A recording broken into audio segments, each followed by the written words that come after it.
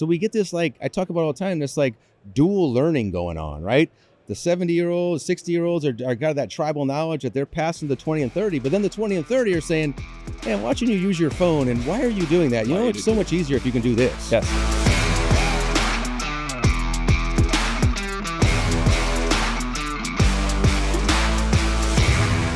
Welcome back to Strong Conversations, real stories with the leaders, the innovators, the change makers here in the building industry. As always, I am Sam Marcoux, and I am joined. I've got a special guest here. I have maybe the most opposite person of me in life as it pertains to sports fandom sitting next to me, yet somehow I vibe with this guy. I'm talking about Mike Ellerbrook. Mike, welcome to the show. Sam, thank you. How are we opposite, Sam? We are opposite because if they don't know yet, just based on what you just said, you are a New England Patriots, Boston Celtics, Boston Red Sox fan. Die hard. You're a New England guy. Yes, Die sir. hard. Yes, sir. That was understated right there. I like that. Die hard. Yes, die hard is the word. Are we different because we have more rings than you? Well, did I have more rings? I don't. Okay. Trophies. This is gonna be a fun podcast. This might be the end of my career. So, I happen to be a Miami Dolphins fan. Yes, sir. Yep. Right. I am a Los Angeles Lakers fan. Ooh. I'm a Los Angeles Dodgers fan. I'll give you that one. I'll give you those two. And if we want to go to hockey, I don't know that the Boston Bruins and the Los Angeles Kings have a natural rivalry. No. But that Chara guy was big, tall, and ugly. Yes, so. he was mean, though. He was mean. He was good. He was absolutely mean. And he still runs the Boston Marathon every single year. Does he really? Yes. I didn't know. 6'9". Yeah. So I don't run. So you guys have the Boston Marathon. Okay. So yes. you see, look, common ground. We're here. We're here. Yes, we're here. We're here. So tell everybody who you are, what you do. Okay. So thanks, Sam. My name is Mike Ellerbrook. I am the Executive Vice President for UFP Site Built, which is a business unit under UFP Construction, which is part of the publicly traded company UFP Industries. So how long have you been there? So great story, man. I've been here 27 years. This is the first job I've ever had. The only job really I've ever had as far as the IRS is concerned. I started at UFP before my 19th birthday in the plant in Belchertown, Massachusetts. So, okay, so there's a lot of similarities here. I've been with Simpson 24 years. Yep. And I started at 19 years old, so just a smidge older than when you started. Yeah. But I got to Simpson and I was like, I'm staying here until they figure out that I shouldn't be here anymore. And then I'm out. Same, man. I'm a lifer. Yeah. I'm going to stay as long as they have me, and I'm not going to do anything to get myself pushed out the door. So what is it about your company? What is it about this industry? Like what did you want to be growing up? Let me just start there. Wow, man. Being a sports fan, we always had those dreams of, hey, I'm going to be in the NBA. Right. I'm going to be in, and then those fall off real fast when you get to high school or college and figure out, hey, the grass is pretty tall here. Yeah. In terms of playing basketball, and if you're only 6 feet tall, and there's not too many options, right? So I didn't know, when I went to college, Sam, up in University of Southern Maine, I thought for a while I wanted to be in that finance world, right? Okay. I got drawn to that allure of Wall Street and stocks and making money and all that type of stuff. And then it kind of fell off, and I said, hey, when I graduate, I need a job. And a family friend got me introduced to UFP in Belchertown after my sophomore year in college. Okay. So I started just in the plant as a job to do something. My dad got me hooked up, like I said, and then it kind of grew into a full-time job once I graduated in May of 99. And then it blossomed into a career from there. Yeah. So a week after I graduated, I packed my car with the 3 things that I had, and I drove down to Virginia, and I lived in Virginia for a year and a half. Worked out of their Ranson, West Virginia plant, and then they transferred me back up to Massachusetts when I was like 23 or 24 years old. And you fell in love with the business and the industry and the company and the people and all that? Yeah, man. Yeah. It's I was in the pressure treated world when I first started here. And we just have this culture of people within UFP, similar to Simpson, right? Yeah. We all kind of jive. UFP and Simpson people jive really good. It's funny you say that, because I heard you on another podcast, Bradley Hartman. Yeah. Oh, yeah, my guy. And yeah. Shout out to Bradley. I'll give him a shout out, man. He loves it. Yeah, I love him. I just got a nice little swag box from him at my house the other day, and I was like, okay. I didn't get one. Well, Bradley, we're coming for you. Who's your boy, Bradley? So I was listening to the podcast that you're on. Yeah. And he has a great podcast. Yeah. And you've been on, I think, a couple times, right? Yeah, two or three. Yeah. So I'm listening to the episode, and he's talking about the culture at UFP, and he is giving you guys glowing reviews. Yeah. Which I love to hear. But I'm not going to lie. I bristled a little bit. You did? Okay. I got a little defensive, like, well, hold Okay. on, what about our culture? Yeah, So hey, you're right there, man. that's how I called Bradley. I'm like, yeah, hold on, we got to have a conversation here. I'm competitive, yeah. right? So I'm I like, like it. okay, but I love the fact, like you Yeah. said, the two companies, we have friends on both sides of the aisle, hang out, and it's all good stuff there. So the fact that the culture is good, it's a dirty secret that this industry is so much fun. Yeah. And people don't know it unless you're in it. And then once you're in it, you don't leave. You're right. You're here. Exactly right, man. And I talk about that a lot, Sam, with the younger people is we got to have fun. Yes. Because if you don't have fun coming to work, eventually you're going to get sick of it and you're going to go find somewhere else to work or something else to do. So I'm a guy that loves to have fun. I make sure it's an imperative part of all of our meetings or trips that we're going to do something fun. We're going to hang out. We're going to get together with Simpson and maybe hang out till 11 o'clock, 12 o'clock at night, do some cool stuff, So I agree, man. I'm right with you on that. So, and that's really what I wanted to focus on too, because one of the things you talked about on Bradley's podcast is the fact that you are leading multiple generations of people. We're in a workplace now where you have 4, maybe 5 different generations of people, and they all need something different from their managers. They all need something different from their leaders. They need something different day to day out of life. Mm-hmm. That is a challenge that I think most people grapple with. And even if you're not leading a team officially, you're still interacting with various people throughout the day. And that's something that you seem to have figured out, I would say. You're being nice. You're being nice, Sam. I don't know if we've ever figured it out, but I think, look, I'm going to go back to a conversation that we had not too long ago. I'm just going to spill the beans. You may have cracked the Contra code. Oh, the Konami code. You're right, brother. When it comes to multi-generational leadership. We know the code, don't we? We do. We definitely know the code. Right, we do, yeah. I think every listener probably knows They're doing it right now. If you're in your 40s, you know the code. Yes, I would agree. And one of the cool things is you asked me that code. You asked me that.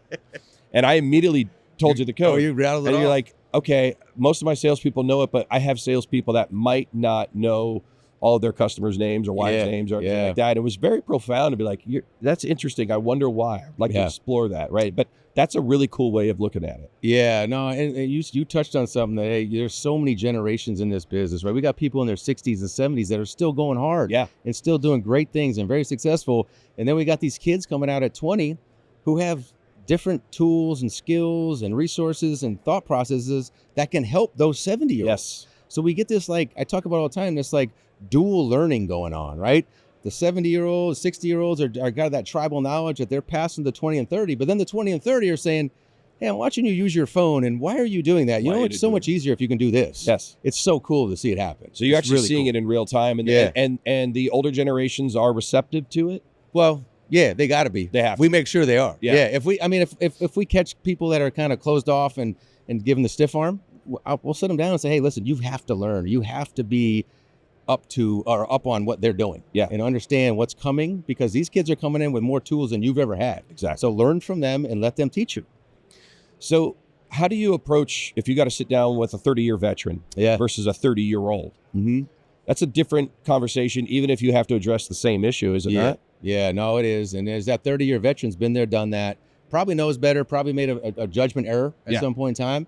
Whereas you're sitting down with that 30-year-old kid, it's a totally different process to teach them. You've got to be more understanding of, where they're coming from, where they want to go, kind of, do the old father-son thing, right? Right. More than the, hey, what are you doing, man? Why'd you do that? So how do you do that? I mean, look, we're all getting older. I mean, at one point, we were both the youngest guy in the room. And now I have that weird moment where, like, somebody throws out a potential problem. Yeah. And then nobody's talking. I look, and they're looking at me, and I'm like, oh, I'm the one that's supposed to solve. Okay, I didn't know that. So, like, that trend, like, your role has changed over the years. Yeah. So how do you stay, how do you stay relevant as we get older and everyone else gets younger? I'm telling you, that's, in leadership, you got to be a chameleon, right? But you got to be genuine at the same time. You can't change who you are, but you have to be a chameleon. You have to understand what their life is like, right? So I try to keep a foot in their lane, right? Mm-hmm. I mean, I'm a Taylor Swift fan, man. I'll admit it. I think she's genius. Okay. Right? And a lot of these younger people, whether they're male or female, that's what they grew up with. So I try to keep myself relevant to what they do and what they know. And then they'll be like, wow, you know that? Like, there's a guy, this is totally going off subject. Sure. We're good though, right? Okay. So there's a guy named Mike Stud, right? And my younger guys that listen to this will be like, I can't believe he did this. There's a guy named Mike Stud. He's a singer from Rhode Island. Okay. He goes by just Mike now, right? But he used to pitch for Duke University, Like, then started singing at a party. okay. I'll send you the stuff. I So like it. I went up and did a presentation for this new brand we're rolling out, and I started the presentation with a quote from a Mike Stud song. And now I got a bunch of 30-year-old kids in the room looking at me like, wait, what? How do you know him? You know, so that's the connection. Trying to keep that connection, something as simple as knowing who they're listening to, Yeah. gives me that connection to say, all right, I'm cool with this guy. He understands what we're all about. But like you said, it's got to be genuine, right? Yeah. I mean, like, Yeah. if it's something that you don't clearly understand, you can still be cognizant and relevant of it, appreciate it, respect it, even if Yeah. it's not your jam Yeah. necessarily. And I think people will respect that as, okay, maybe we don't have the exact same cultural references. Maybe we don't have the exact same things that we like, but you understand that I like this and you respect that about me, and therefore I respect you. Yeah. And another one, Sam, is consistency, man. You Okay. can't do it once and then never go back to it. They got to know that you're genuine, you're consistent. They got to know who they're getting when you show up. Yeah. Right. And that's who I'm me all the time. I'm me. This is me. Me and Sam, this is us all the time. So how do you set expectations when you cross generational? I mean, you have to, at some point there's a line. You say, look, we're all aiming for this line, whatever Yeah. that line is, Yeah. whatever that goal To win. is. Yeah. Win. Yep. Right. Yeah. I heard you say that before too. Yeah. The expectation is we're going to win. Yeah. So it's the same expectation. Yep. It's the same bar that we're all trying to jump Yeah. over. But does the message have to change, or are you getting everybody in the room and you're like, look, this is it, and you guys adjust, or do you have to adjust the message to them, or how does that Yeah. work? So when we get them all in the same room, I mean, we set the goal. The goal is to win, whatever it is. If it's a sale, if it's a strategy, if it's a project, whatever, it's to win. Now, when you get them broken down into different smaller groups, sometimes you gotta show them how to win. Yeah. Like the older guys and girls, they may know how to win already. Right. They just need that little push or that little bit of a smack on the back or whatever it is. But that younger generation, they need to hold their hand and bring them, show them how to win. So I think it differs when you get them in smaller groups versus the big group. Does it change, like when you have to sit down and hold people accountable? Is that different too? Is that a challenge? I mean, it's a challenge in general. But You know how it is. I mean, some of these younger generation, you can't be as strict as your parents were with you or my parents were with me. So like I said, you have to understand who your people are in order to coach them. Yeah. You have to get who they are, because if you just go straight at them 100 miles an hour, that they may just fall over and you may lose them. What's the biggest thing you've learned from, let's say, the generation older than you? The biggest thing I've learned from them, man, that's a good question, Sam. I think a lot of have an open mind, right? Yeah. Just to have an open mind. Don't get set in your ways. And it took me a long time to do that. Like I was a sales guy and it was, hey, I know what's right. I'm the best, whatever. And as you start to leave that sales role and into a management role, you've got to have an open mind, because it takes a lot of people to make this thing go. Yeah. And not all of them are like me. Right. And I need different thinkers. Like I need marketing thinkers. I need strategic thinkers if we're going to put this whole thing together and win the game. And it is winning the game. Like you said, the 100%, expectation is to win whatever the game is. I like right? that. Yeah. And look, we talked about sports. I have impeccable taste in sports team. We're working on you, Well, right? Okay. We're all right. working. We'll settle there. We're working on it. My guy has 7 rings, though. You know that, right? He Look, got 6 with us, but that's okay. look, I mean, I have nothing. I got nothing. My guy's got none. I'm a That's all Dan right, Marino Sam. guy. We'll get you there. We'll get you there. You know, it's funny because we met. I think we first got introduced to you. I've known who you are for a while. Just Okay, from the circle. Yeah. But I never met you. And when I knew we were going to do this, I started it. I fired the You can. did, Sam. And I threw something your way did, man. via email. Yeah. And you fired back immediately. And I just went, East Coast sports fan. Got it. You got it. I'm going to leave this alone. You guys are a different breed. I think I got you on the isotoner glove. You got me on the didn't I, Sam? isotoner glove blast. And I just said, you know what? I'm going to leave that alone. We got some room to grow. I'll get there. But that's great. I can't say anything. I mean, look, if the Dolphins start winning next year, which isn't going to happen, I still got to wait at least half a decade before I can come back and say, guess what? Hey, I got some time. Hey, there's success in progress, though. There is success in progress. We know how to rebuild. Well, we know that we have to rebuild. Yeah. Right. Yeah. And that's part of the problem. Yeah. You gotta admit that you have one.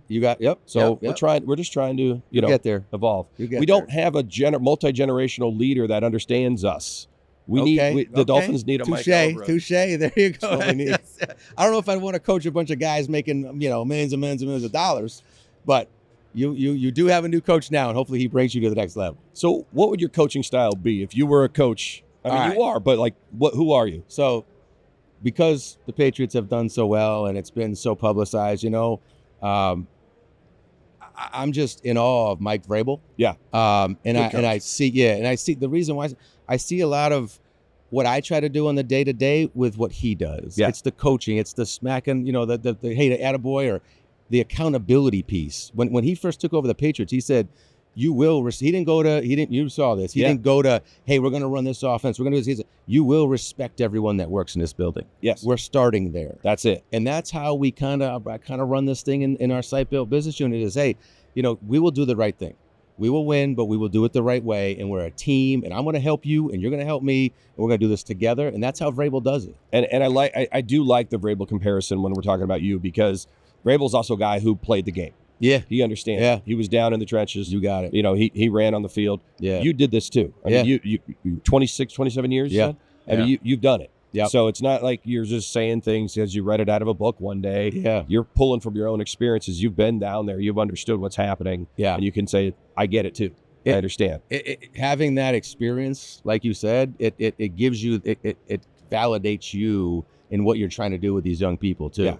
Yeah. I can say, hey, I've been there, and I'm not trying to, say it's easy or follow me or anything, but I've been in your shoes. It gets better, man. I'm telling you, just commit to the process, ask for help. It gets better, because we all go through tough times. I mean, right now the industry is not in the best place it's ever been, right? So then we're coming off what I call the steroid era, things that were kind of, 70, 80 home run. That's not real. Right. So let's get our expectations down to where they need to be.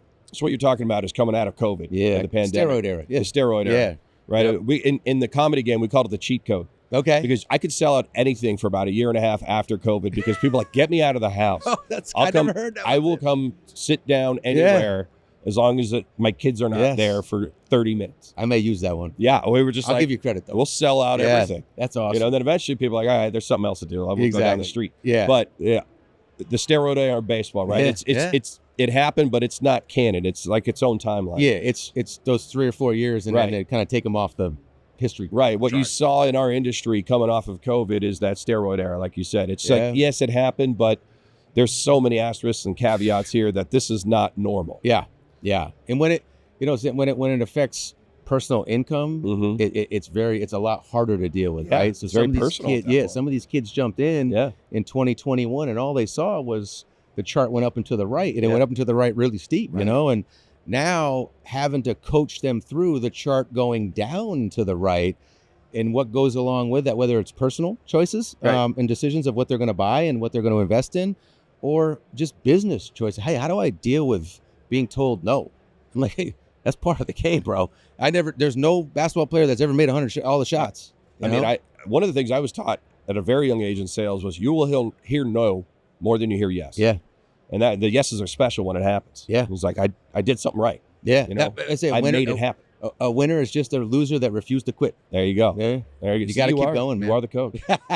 You are the coach. Yeah. So talk to me about Frame Forward. What's going on? Yeah. So UFP Site Built, right? That's the business unit name. We branded our wood structural components under the name under the name Frame Forward Systems. Okay. We rolled that out yesterday here at the show. Beautiful. Fantastic response. I mean, the booth has been packed.